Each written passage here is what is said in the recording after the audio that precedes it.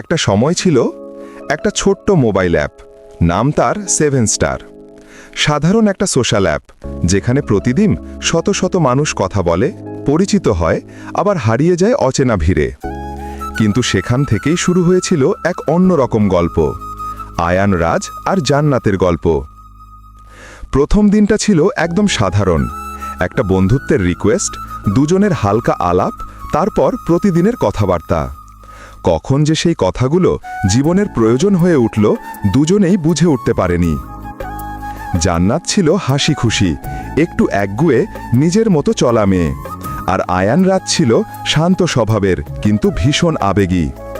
একটা সময়ের পর দুজনেই একে অপরের জীবনের অবিচ্ছেদ্য অংশ হয়ে যায়। দিনের শুরু হয় একে অপরকে গুড মর্নিং বলার মধ্যে দিয়ে, আর শেষ হয় গুড নাইট জানু বলে। তাদের সম্পর্কটা ছিল মায়াময়, হাসি, অভিমান, খুনসুটি, ভালোবাসা সব কিছুতেই ভরা। তাদের সম্পর্ক চলেছিল প্রায় 8 মাস ধরে। এই 8 মাসে তারা হয়তো 1000 বার ঝগড়া করেছে, তবুও প্রতিবারই আবার এক হয়েছে। কারণ যতই রাগ হোক, তারা কেউ কারো ছাড়া থাকতে পারত না।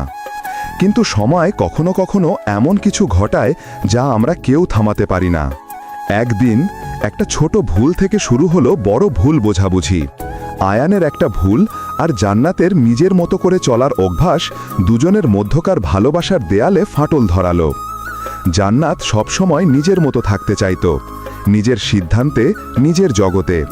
কিন্তু আয়ান চেয়েছিল জান্নাত একটু তাকে বুঝুক, তার কথা শুনুক, তার মনের কষ্টটা অনুভব করুক। কিন্তু দুজনেই রাগী ছিল। একজন চুপ থাকলে অন্যজন রাগে কথা বলতো না।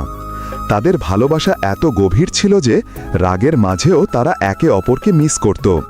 কিন্তু অহংকার নামের দেয়ালটা ক্রমে বড় হতে লাগল। একদিন জান্নাত বলে উঠল, তোমার সঙ্গে আর পারছি না আয়ান। আয়ান তখন শুধু চুপ করেছিল। মনের ভেতর ঝড় বইছিল, কিন্তু মুখে কিছু বলল না।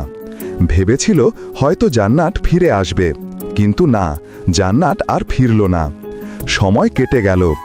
জান্নাতের জীবনে এলো নতুন কেউ, যার সঙ্গে এখন সে সুখে আছে। সে এখন হাসে, আনন্দে থাকে, আর তার জীবনে আয়ানের নামটা শুধু একটা অতীত। আর আয়ান রাজ, সে এখন একা। রাতের নীরবতায় মোবাইলের স্ক্রিনে পুরনো চ্যাটগুলো খুলে বসে থাকে। কখনো জান্নাতের আই লাভ ইউ লেখা মেসেজে চোখ বুলিয়ে চোখের কোণ ভিজে যায়। সে ভাবে, যদি একটু বোঝাতে পারতাম, যদি একটু সময় আর দিতাম, হয়তো জান্নাত এখনো আমার পাশে থাকত। এখন আয়ান রাজের জীবনটা একদম বদলে গেছে। হাসির আড়ালে লুকানো বিষণ্ণতা, চোখে না দেখা কষ্ট, আর হৃদয়ে অপূর্ণ ভালোবাসার ভার।